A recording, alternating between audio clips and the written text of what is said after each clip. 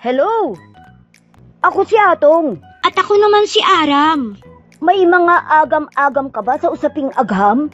Pag-usapan natin yan dito sa...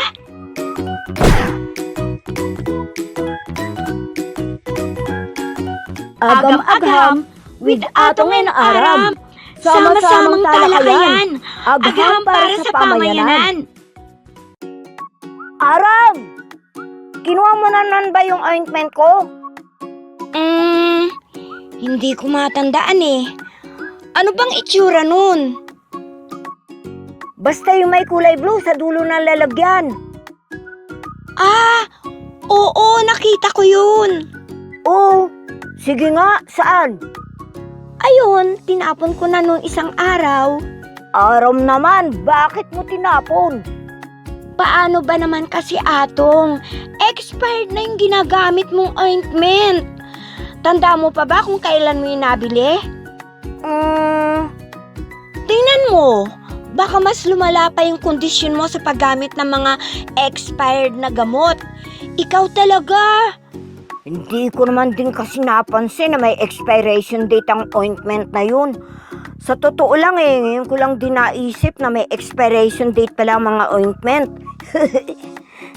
Oo naman, kailangan nakalagay ang expiration date kasi hindi porket may preservatives, forever na mga gamot, no? Preservatives? Ito ba yung katulad ng nilalagay sa mga pagkain para hindi mapanis agad? Oo, katulad ng pagkain, ang mga gamot ay may shelf life din.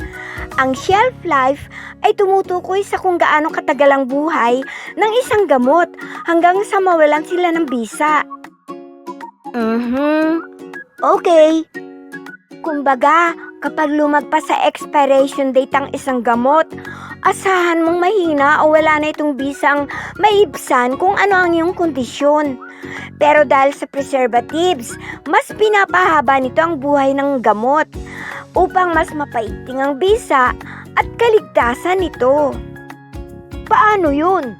Ang mga preservatives ay may mga antioxidant, antimicrobial, and anti-enzymatic properties na pumipigil sa mabilisang pagkabulok o ang decomposition, pagburo o ang fermentation, pag-aasido o ang acidification at paglaganap ng mikrobyo sa gamot. Oh, ang galing! Sobrang halaga pala ng preservatives, hindi lamang sa pagkain, maging sa gamot rin. Akalain mo yun? Oo, tama ka dyan. Ang kadalasang ginagamit na klase ng preservatives sa mga gamot ay ang mga synthetic o artificial preservatives. Pero ang iba sa mga ito ay napag-alamang may epekto hindi lamang sa ating kapaligiran kundi maging sa ating kalusugan. Ay, teka lang Aram recap lang So, kapag hindi natin ginamitan ng artificial preservative ang isang gamot, mas mabilis itong masisira. Pero kung gagamitan naman natin, maaari namang makasama ito sa ating kapaligiran at kalusugan. Di paano na?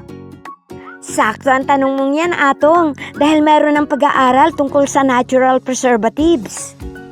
Oo nga naman, kung may synthetic o artificial, syempre may natural.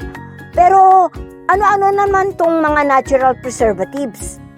Ang natural preservatives ay mga kemikal na nakukuha mula sa ating kalikasan, partikular sa mga halaman at iba't ibang parte nito. Ano-ano namang mga halaman nito, Aram? Nalaman sa nasabing pag-aaral na maaaring pagkunan ng natural preservatives ang katas ng saba, mangga, kalamansi, mangustin at kasaba. Ang galing, hindi ba?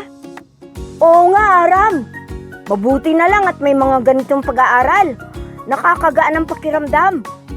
Tama, pero mas gagaan ang pakiramdam mo kung hindi expired na gamot ang gagamitin mo.